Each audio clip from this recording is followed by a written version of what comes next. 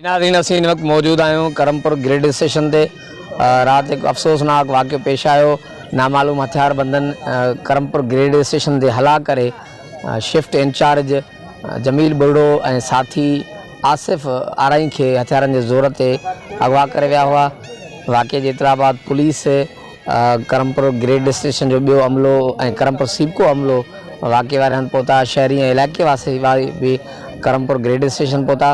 तंहिंखां पोइ करमपुर पुलिस की मदद से ॾोहारनि जो जेको आहे पेरो खयो। पेरो जेको इलाइक़े जे मुख़्तलिफ़ रस्तनि खां थींदो बेगारी जी जेकी ठोड़ी पुल आहे उते जेको आहे गुम थी वियो।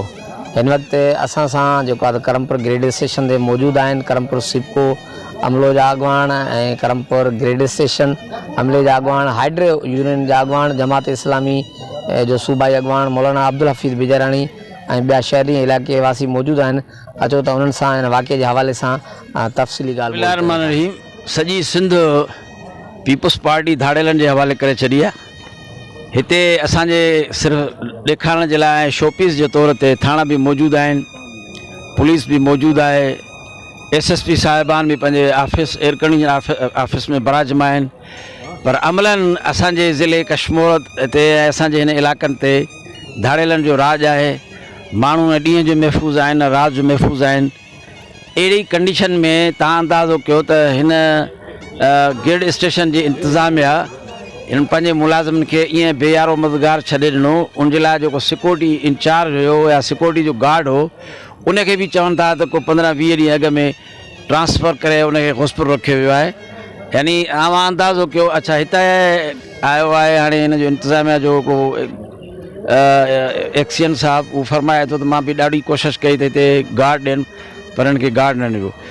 ॻाल्हि इहा आहे त केतिरी भी घणी माण्हू पंहिंजी ज़ाती सिक्योरिटी रखे पर हितां जी इंतज़ामिया, हितां जी पुलिस, हिते जे SSP साहब ऐं हितां में एॾो वॾो गश्त थी रहियो आहे ऐं एतिरी मूवमेंट थी रही आहे, उहे उन जो कमु छा आहे?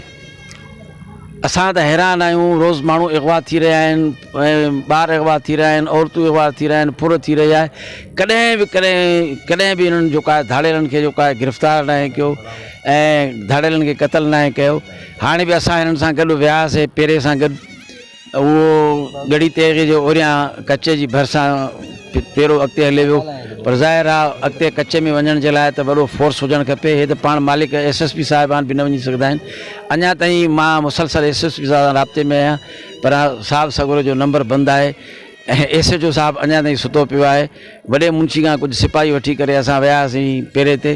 हाणे इन मां अंदाज़ो कयो त हीअ केतिरा सिंसियर आहिनि असांजे अमन अमान जे क़ाइमु करण में। इन करे असां सम्झूं था त माण्हुनि खे पाण शायदि इंतज़ाम करणु खपे। बाक़ी पुलिस जो को हाल कोन्हे। अफ़सोसनाक ॻाल्हि इहा आहे त सॼी सिंध ख़ासि तरह अपर सिंध धाड़ेलनि जे हवाले आहे। अॼु ताईं उन्हनि जे हवाले सां को ख़ासि इक़दाम न कयो वियो आहे। बार बार मुतालबा थी रहिया आहिनि त हिते फ़ौजी ऑपरेशन कयो ताकि कम अज़ कम का अमन अमान जी सूरत हाल पैदा थिए। आख़िर कहिड़ियूं उहे रुकावटूं आहिनि जो अॼु ताईं फ़ौजी ऑपरेशन न कयो वियो आहे? असां हिकु भेरो वरी मुतालबो था कयूं त ऑपरेशन कयो वञे, बेरहम ऑपरेशन कयो वञे, फ़ौजी ऑपरेशन कयो वञे ताकि हितां जे माण्हुनि खे तहफ़ुज़ फराहम कयो वञे। आख़िर सिंध जे माण्हुनि जो क़सूर छा आहे? इन करे असां हिकु भेरो वरी मुतालबो था कयूं त फौरी तौर ते करमपुर ग्रिड स्टेशन मां जेके ॿ मुलाज़िम अगवा कया आहिनि उन्हनि जी बाज़ाइबी जो इंतज़ाम कयो वञे ऐं बेरहम ऑपरेशन कयो वञे ताकि हितां जा माण्हू अमन ऐं सुकून निंड। अदा असां वापडा मुलाज़िम पंहिंजे रिज़्क़ हिलाल कमाईंदा आहियूं ऐं ड्यूटी कंदा आहियूं, अवाम जी ख़िदमत कंदा आहियूं। हीअ जेके माण्हू ड्यूटी अंजाम करे ॾेई रहिया हुआ इहे अवाम जी ख़िदमत करे रहिया। राति जो ॾींहं जो असां ड्यूटी कंदा आहियूं।